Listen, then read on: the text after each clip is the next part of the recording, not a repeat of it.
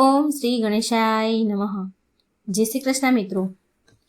पापा कुंसा के पाशा कुंसा एकादशी कब है ये जानने के लिए मित्रों ये पूरा वीडियो जरूर देखिए। हरे कृष्ण। पूर्ण पुरुषोत्तम श्री हरि विष्णु की भक्ति करने से हमें निश्चित रूप से आध्यात्मिक जगत की प्राप्ति होती है। भगवान श्री कृष्ण ने स्वयं भगवत गीता में कहा है कि भौतिक प्रकृति के कठोर नियमों का पालन करना अत्यंत कठिन है, लेकिन जो भगवान श्री कृष्ण के प्रति समर्पण करता है वह सरलता से भौतिक बंधनों से बाहर निकल जाता है और भगवान श्री कृष्ण के परम पद को प्राप्त कर सकता है। भगवान श्री कृष्ण की शुद्ध भक्ति प्राप्त करने के बाद एकमात्र सरल मार्ग एकादशी व्रत का पालन करना भी है। प्रति मास 2 बार एकादशी आती है।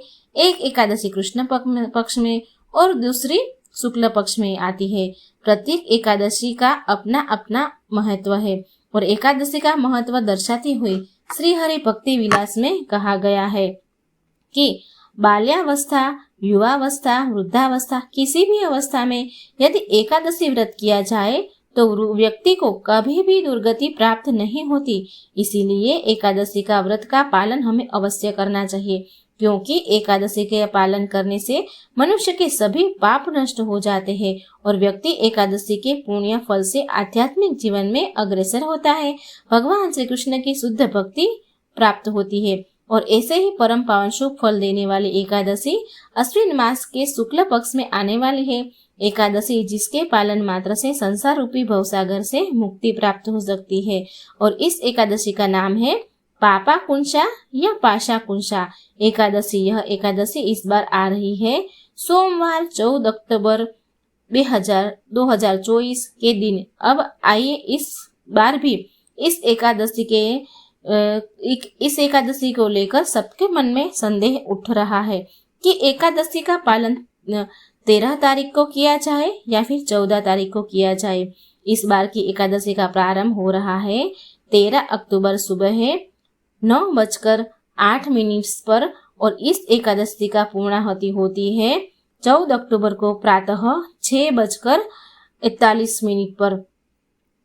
तो देखिए इस बार की जो एकादशी वह 30 पुरुष महा द्वादशी है, तो इसलिए इस वर्ष भले ही पापा कुंसा एकादशी का प्रारंभ 13 अक्टूबर से हो रहा है, लेकिन यह एकादशी तिथि अगले दिन द्वादशी के सूर्योदय तक विस्तारित हो रही है। और इतना ही नहीं, जो द्वादशी तिथि है वह भी अगले दिन त्रयोदशी के सूर्योदय तक विस्तारित हो रही है। यह संयोग एक विशेष नक्षत्र से बनता है, इसीलिए इस एकादशी को 30 पुरुष महाद्वादशी कहा जाता है। संपूर्ण वर्ष में इस प्रकार की कुल 8 महाद्वादशी तिथि आती है और उनमें से एक है यह पापा कुंसा एकादशी। शास्त्रों में वर्णन आता है कि जब इस प्रकार की 30 पुरुष एकादशी तिथि आए तो उसका पालन महाद्वादशी के दिन करना चाहिए। हमारे सनातन वैदिक कैलेंडर के अनुसार भी किसी भी दिन की शुरुआत सूर्योदय से होती है और इस बार की एकादशी द्वादशी युक्त है और जब एकादशी द्वादशी के साथ संयुक्त हो तो व्यक्ति को इस दिन व्रत न करके द्वादशी पर ही व्रत करके त्रयोदशी पर उसका पारण करना चाहिए। श्री हरि भक्ति विलास में कहा गया है द्वादशी में मिश्रित एकादशी में उपवास करें, लेकिन दशमी में मिश्रित एकादशी में कभी भी उपवास नहीं करना चाहिए, क्योंकि उसका उत्तर भी हमें हरि भक्ति विलास में ही इस प्रकार मिलता है। द्वादशी दशमी विघ्न धन संतान नाशिनी विध्वंसनी सर्व पुण्या नाम कृष्ण भक्ति। प्रणाम दशमी विद्या एकादशी धन और संतान का नाश करने वाली है।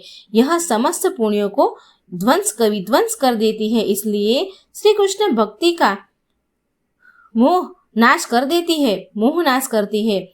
तो इसलिए दशमी से सम्मिलित एकादशी का पालन कभी भी नहीं करना चाहिए। जो भी एकादशी दशमी से सम्मिलित होती है उसमें असुरों का वास होता है और इस दिन उपवास करने वाले को नकारात्मकता परिणाम भी प्राप्त होते हैं। जो एकादशी द्वादशी के साथ सम्मिलित है उसमें भगवान हरि का वास है और इस दिन उपवास करने पर पूर्ण फल प्राप्त होता है, जो कि यथोचित है। पद्म पुराण और मार्कंडे पुराण में भी वर्णन आता है कि जो व्यक्ति वर्ष में आने वाली इस 8 महाद्वादशी का पालन नहीं करता है उसे संपूर्ण विश्व के प्रलय होने तक यमपुरी में निवास करना पड़ता है। संपूर्ण विश्व के प्रलय होने तक यमपुरी में निवास करना पड़ता है। शास्त्रों में वर्णन आता है कि इस प्रकार महाद्वादशी तिथि जब पर भी आती है तो भक्तों को महाद्वादशी का सम्मान करना चाहिए, क्योंकि महाद्वार के दिन एकादशी का व्रत पालन करने से एकादशी तिथि का फल अपने आप मिल जाता है। तो इसलिए इस बार एकादशी का पालन हम कर रहे हैं। 14 अक्टूबर 2024 सोमवार के दिन। इस दिन ब्रह्म मुहूर्त का समय है प्रातः 4:53 मिनट का और सूर्योदय होगा 6:19 पर। एकादशी का पारणा हम करेंगे दूसरे दिन यानी कि 15 अक्टूबर 2024 मंगलवार के दिन त्रयोदशी पर सुबह 6:29 पर। 6:29 से लेकर 10 तक के बीच में हमें पारणा कर लेना है। इस बीच में संपूर्ण शरणागति के साथ श्रद्धापूर्वक एकादशी का पालन करके भगवान श्री हरि विष्णु की पूजा कर उनका आशीर्वाद प्राप्त कर सकते हैं। इस दिन भगवान श्री हरि के नाम का जप करके कथा कीर्तन करते हुए अपना संपूर्ण दिवस भक्ति में व्यतीत करना चाहिए। एकादशी के पावन दिन भगवान श्री कृष्ण की पूजा, जप, तप और कथा का कीर्तन करने से आध्यात्मिक शक्ति प्रबल बनती है। साथ ही हम अपना शुद्धिकरण करके परम आध्यात्मिक जगत की प्राप्ति कर सकते हैं। इस एकादशी व्रत को करने से सहस्त्र गायों का दान करने के बराबर पुण्य फल मिलता है। जब हम एकादशी व्रत का पालन करते हैं तो हमें शारीरिक और मानसिक रूप से शुद्धता और पवित्र का पालन करना चाहिए। शारीरिक शुद्धता यानी उस दिन प्रातः ब्रह्म मुहूर्त में उठकर स्नान इत्यादि से शुद्ध होकर शुद्ध वस्त्र धारण करना चाहिए। संपूर्ण दिन में उपवास का पालन करना। उपवास के दौरान हम किसी भी प्रकार का अन्न युक्त भोजन नहीं लेते। यदि आवश्यकता हो तो फलों का रस, एकादशी व्रत वाला प्रसाद लिया जाता है, लेकिन अन्न भोजन कदापि नहीं लेना चाहिए।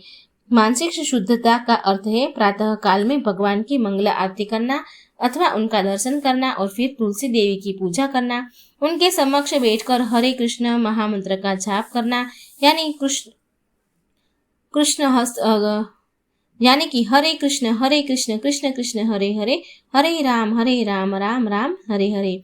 इस महामंत्र की अधिक से अधिक माला का ध्यान पूर्वक जप करना। संपूर्ण दिन में भी आप यह जप माला कर सकते हैं। भगवान की कथा का श्रवण करना, भगवत गीता, श्रीमद् भागवत का पाठ करना। एकादशी के दिन मानसिक शुद्धता का अर्थ है कि किसी के बारे में बुरा भाव मन में ना लाना, कटु वचन नहीं बोलना है, आलस्य, अहंकार, क्रोध, असत्य वचन इत्यादि से बचकर रहना है, व्यर्थ की बातें नहीं करनी, कार्यों में समय व्यय न करना, अपनी मानसिक चेतना को अधिक से अधिक भगवान श्री कृष्ण के ऊपर केंद्रित रखना। इस प्रकार निष्ठापूर्वक एकादशी व्रत का पालन करके अगले दिन त्रयोदशी पर उसका निर्धारित नियम समय के अंदर पारणा। अगर आप इस एकादशी की पौराणिक कथा सुनना चाहते हैं तो इस संपूर्ण एकादशी का पारणा कैसे करें चाहिए यह जानना है तो आप प्रतीक्षा करें अगले वीडियो में।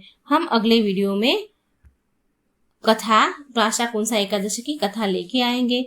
तो मित्रों, आप चैनल को सब्सक्राइब करना मत भूलिएगा। अगर वीडियो अच्छा लगे है तो लाइक और शेयर जरूर कर दीजिएगा। अगर हमसे कोई त्रुटि हुई है, बोलने में कोई भूल हुई है तो क्षमा कर देना। जय श्री कृष्ण, राधे राधे, थैंक यू।